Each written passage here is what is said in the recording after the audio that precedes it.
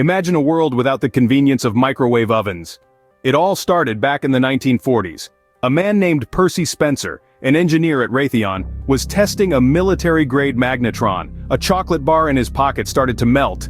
Curious, he delved deeper. He tested popcorn kernels and an egg. The kernels popped and the egg exploded. Spencer knew he was onto something. Raytheon patented the first microwave oven in 1945.